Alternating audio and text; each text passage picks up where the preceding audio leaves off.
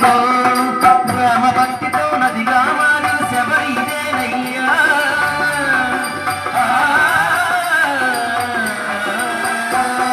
గ్రామ భక్తితో నదిగా మారిన శబరిదేనయ్యా శ్రీరామ పాదములు నిత్యం నడిపే పూజానయ్యా ఈ క్షేత్రము గీతము దర్శించిన బాబా జన్మధన్యమయ్యా